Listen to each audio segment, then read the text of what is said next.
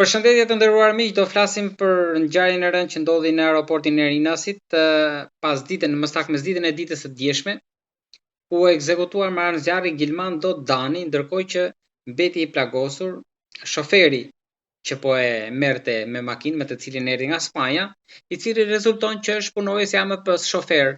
Ka një diskutim dhe dilema edhe informacione të ndryshme në media, një pjesë edhe kontradiktore për sa i përket kontratës së tij, nëse ka mbaruar apo jo, apo vazhdon të jetë në AMP, por e sigurt është sipas po burimeve mediatike që ka qenë pjesë e AMP-s.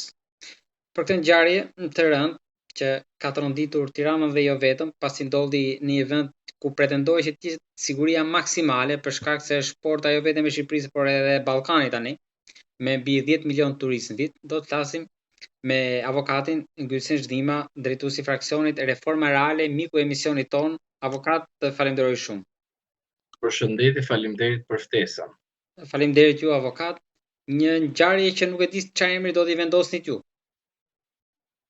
Unë nuk do ndryshoj qëndrim dhe do të them që është një akt terrorist dhe nuk është thjesht një akt mafioz.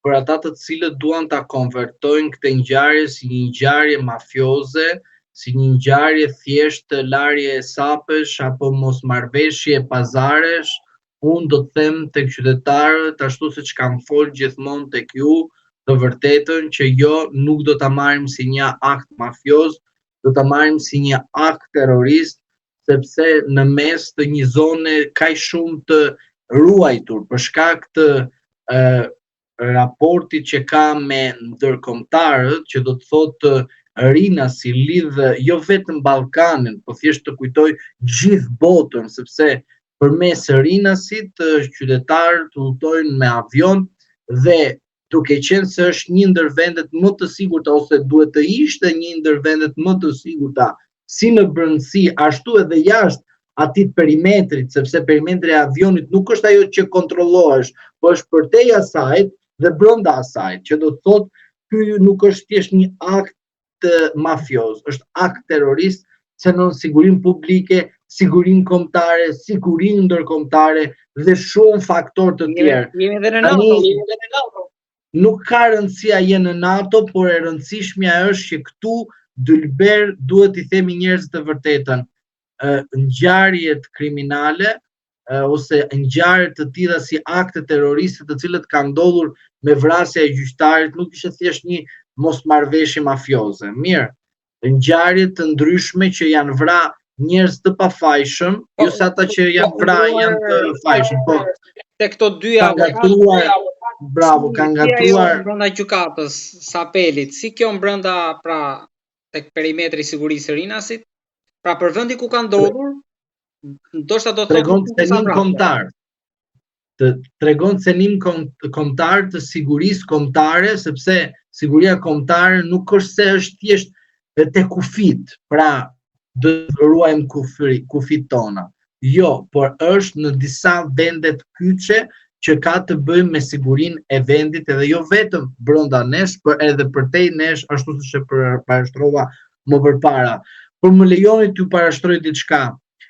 Qeveria shqiptare dhe shqiptarët, një pjesë e tyre, jo të gjithë, nuk po kuptojnë çfarë po ndodh.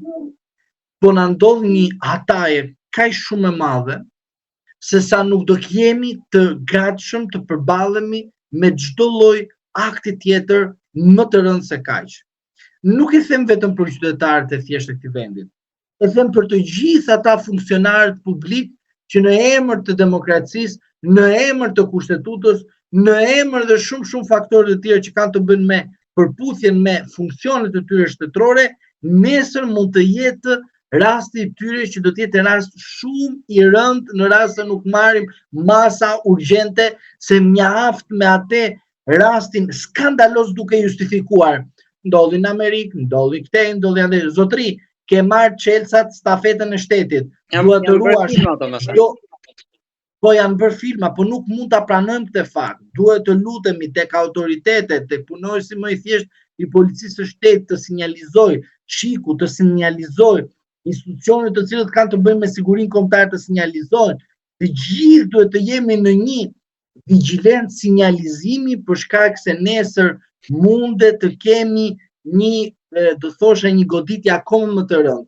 Prandaj nuk e sjell kot fakte dy të rëndësishme që është një akti kriminal terroristik gjyqtar që u vra në mes të sallës në krye të detyrës.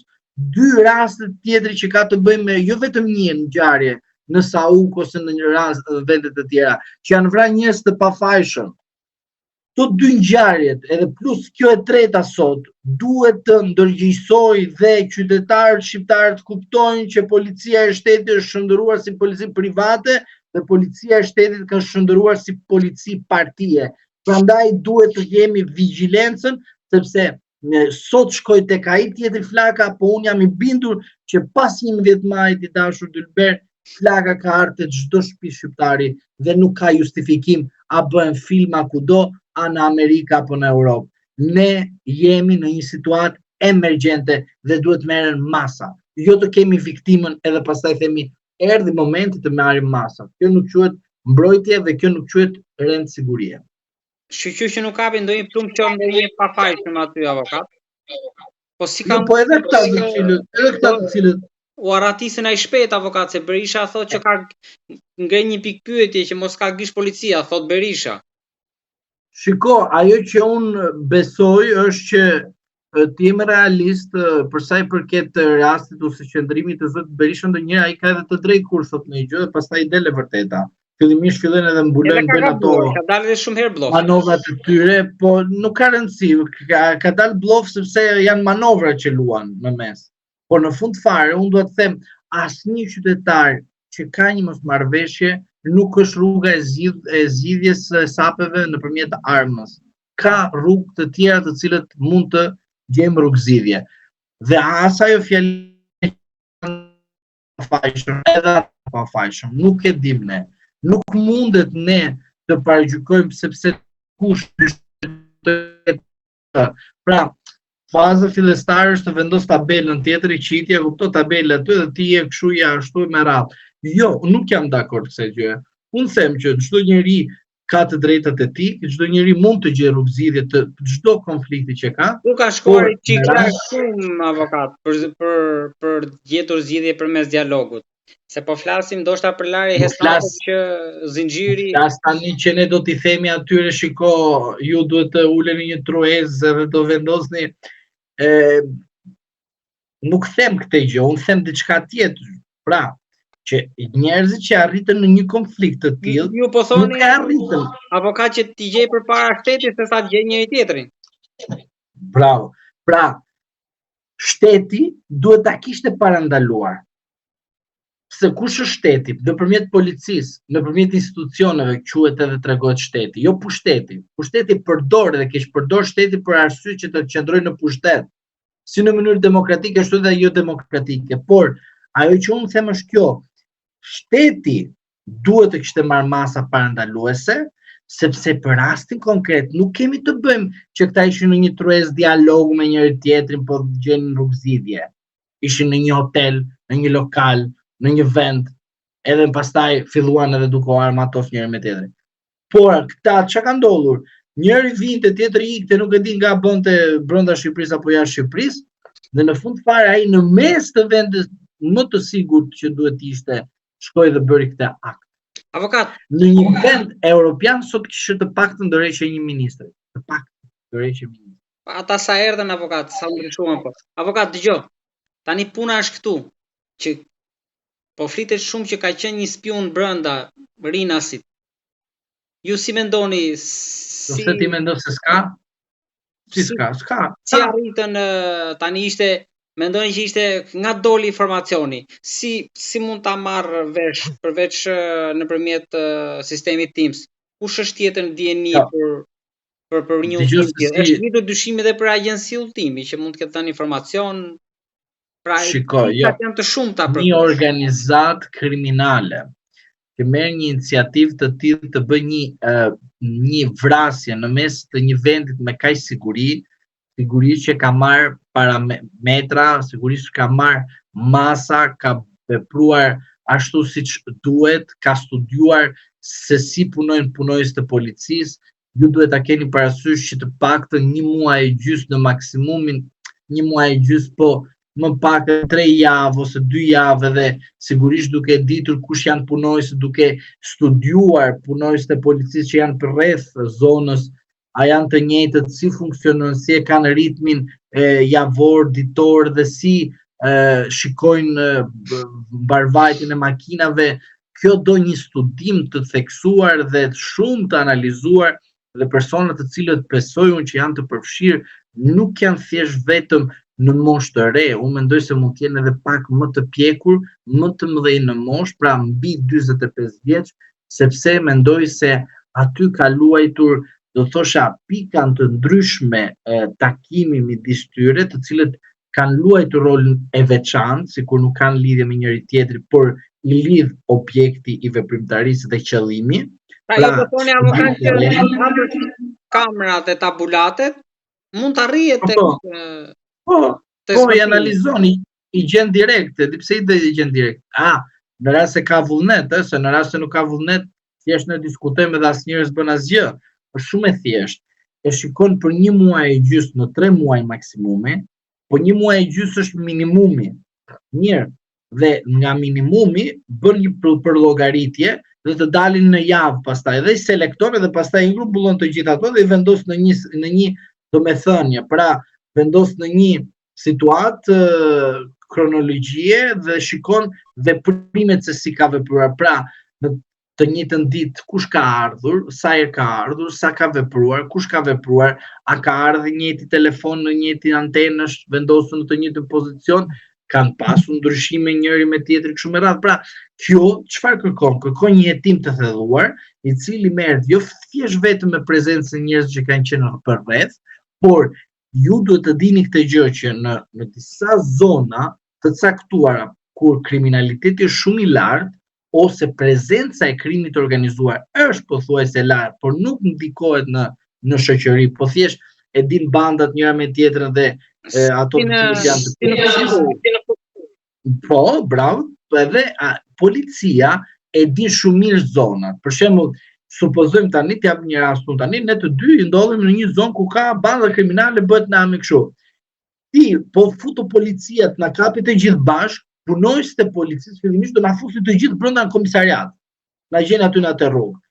Por, kur do shkojmë atje, punojësit që janë më eksperiencë dhe di shumë mirë situatën dhe zonën, do thotë, më fal, këto të dy ç'lidhje kanë me këta, se po e kuptoj. Ajo do pra, ata e mirë kush janë dhe çfarë janë, e kupton? Punojësit akoma më të lartë, pra me grada, e di shumë mirë situatën. Pra do thonë, më fal, këta të dy largoj se s'kan lidhje me ne këtu. E kupton se si ndodh, pra ata e di shumë mirë kush janë bandat, e di shumë mirë kush është në të vërtetë antar bande dhe kush nuk është antar bande, por një sekond, ku është tabela, pra dyshohet që janë antar bande.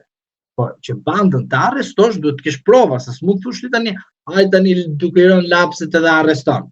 Avokat, po këta çikut janë vërdalla? Këta çikut flenë gjumë për mendimin tim. Nuk e di ku janë.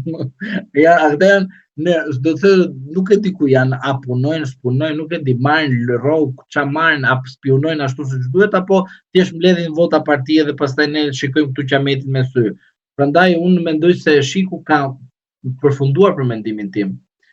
Shiku duhet të ngrehet në nivelin e dur dhe duhet të jetë një institucion i cili të jetë mbi partjak dhe të ketë një rëndësi të veçantë nga të gjithë forcat politike parlamentare flas, sepse duhet të kemi parasysh që partitë parlamentare garantojnë qëndrueshmërinë e një institucioni që është për interes kombëtar, nuk flas çdo parti jashtë parlamentit. Prandaj them, Shiku për këto mendime, për mendimin tim ka mbaruar nga momenti kur është sjell ti për shembull ti një nga Kosova. Nesër sjell një nga Malizi shqiptar, ti pastaj një të Maqedonisë shqiptar. Nuk kemi nevojë ne të bëjmë Shikun një institucion partjak dhe kombëtar në konceptin nacionalist. Ne kemi nevojë të kemi një institucion i cili të shërbejë. Kemi nevojë për eksperimente. Nuk kemi nevojë të eksperimente sepse në fund fare cënojmë sigurinë kombëtare. Dhe këto ngjarje që po ndodhin, në rast se do të kishte një institucion i cili do kishte një nivel të durë dhe do të kishte pothuajse garanci absolute ndaj ato persona të cilët sakrifikojnë, ne mund t'i quajmë spion, e kupton se pak a shumë kështu është, e kupton? Po këta spionat, mirë, nuk është gjë e turshme të jesh spion për interes kombëtar, por ne do ta themi gjuhë kulturuar, pra sinjalizues, pra sinjalizojnë, heqim fjalinë spion, sinjalizojnë. Dhe këto sinjalizues duhet të mbulohen nga shteti, jo thjesht nga paga, por të mbulohen dhe e mbani mend ju rastin e një liste që ndorën këta për ata të cilët janë sinjalizues.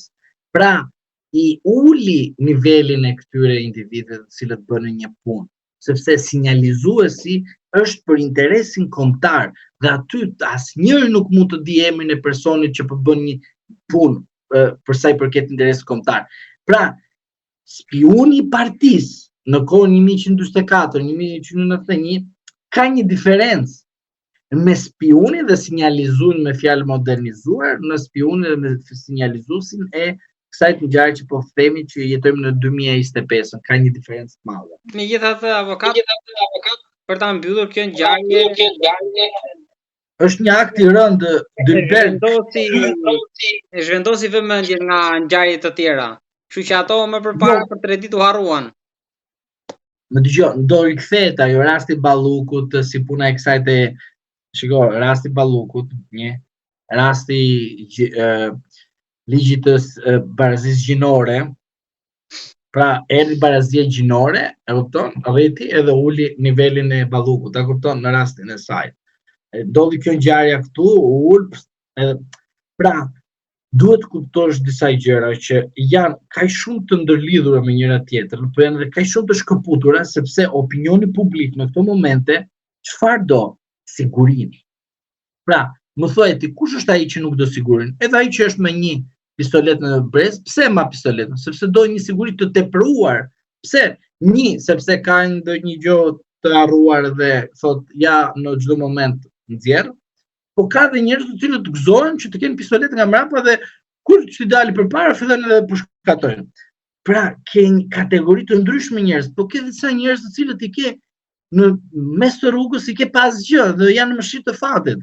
Prandaj them që ne si qytetar duhet të ndërgjegjësojmë dhe të kuptojmë qartazi që kjo goditje që ka ndodhur ndaj një perimetri sigurie kombëtare cënon sigurinë e çdo qytetarit shqiptar.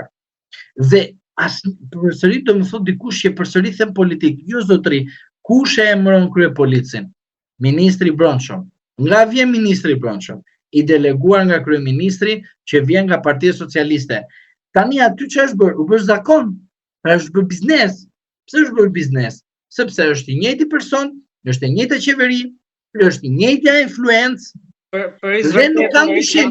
Ata duket se e kanë marrë dorën e Inasit, sepse ne kemi pas ngjarje të bujshme, grabitje, vrasje, edhe brenda, por edhe jashtë perimetrit. Pak vite më parë, kështu që duket se e kanë marrë dorën aty. Edhe pavarësisht atyre që kanë ndodhur atëherë, që ndoshta duhet të ishte forcuar siguria jo vetëm brenda, por edhe jashtë, sikur thatë ju. Edhe jashtë. Nuk edhe jashtë, po dëgjoj. Aty nuk ngrihet droni për shkak të sigurisë. Po që poshtë vizin. Kjo ngjarje tregon qartazi që do kenë ngjarje edhe më të rënda se kaq. Prandaj them autoritetet zgjohen nga gjumi dhe mos u përdornin për shkak të partisë.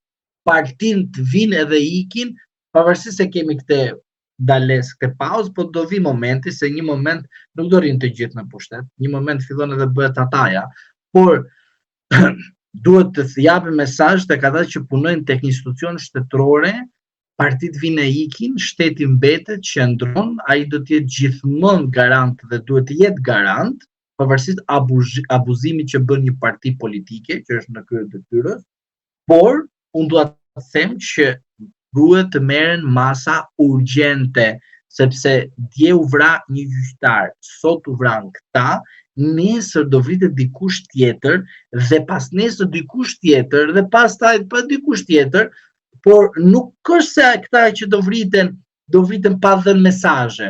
Pra do vriten individ apo persona të cilët do të kenë cilësi të veçanta në jetën shoqërore.